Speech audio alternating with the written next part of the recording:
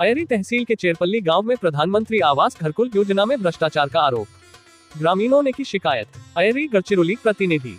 गढ़चिरौली जिले के अयरी तहसील अंतर्गत चेरपल्ली गांव में प्रधानमंत्री आवास घरकुल योजना में कथित अनियमितताओं और भ्रष्टाचार के गंभीर आरोप सामने आए हैं। गांव के कई नागरिकों ने संबंधित विभाग के अधिकारियों के पास लिखित शिकायत दर्ज कर निष्पक्ष जांच की मांग की है। ग्रामीणों का आरोप है कि योजना के पात्र लाभार्थियों को उनका अधिकार नहीं मिल रहा है, जबकि अपात्र लोगों को लाभ पहुंचाने तथा चयन प्रक्रिया में अनियमितता किए जाने की शिकायत की गई है। इससे गांव के लोगों में नाराजगी का माहौल है। ग्रामीणों ने मांग की है कि पूरे मामले की निष्पक्ष जांच कर दोषियों के खिलाफ कड़ी कार्रवाई की जाए और वास्तविक पात्र लाभार्थियों को योजना का लाभ दिलाया जाए। अब सबसे बड़ा सवाल यह है कि क्या संबंधित विभाग इस शिकायत पर गंभीरता से संज्ञान लेकर जांच करेगा। क्या भ्रष्टाचार के आरोपों की निष्पक्ष जांच होगी और दोषियों पर कार्रवाई होगी। इस पूरे मामले पर अब सभी की निगाहें प्रशासन की अगली कार्रवाई पर टिकी है। टुडे इंडिया न्यूज इस मामले की हर अपडेट पर अपनी नजर बनाए हुए है। जांच और प्रशासन की कार्रवाई से जुड़ी हर जानकारी आप तक सबसे पहले पहुंचाई जाएगी।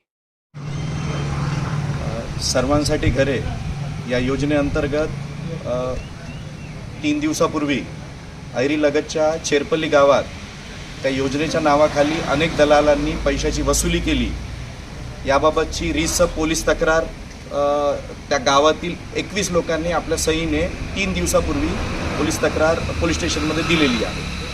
3 दिवस झाले, इतकं गंभीर प्रकरण आहे आणि एक स्टंटबाज नेता हे सर्व प्रकरण दाबण्याच्या मागे लागलेला आहे।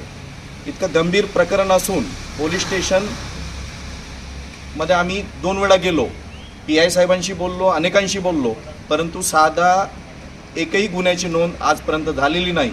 आणि जे गुन्हेगार आहे चष्मा लावून गॉगल लावून बिनधास्तपणे ते गावामध्ये फिरत आहे। त्यामुळे कायद्याचे राज्य कुठे आहे हा माझा प्रश्न आहे। या योजनेखाली जे भ्रष्टाचार झाला, ज्यांनी पैशाची देवाणघेवाण केली, जे दलाल आहे त्यांच्यावर तातडीने गुन्हे दाखल झालेच पाहिजे ही आमची मागणी आहे।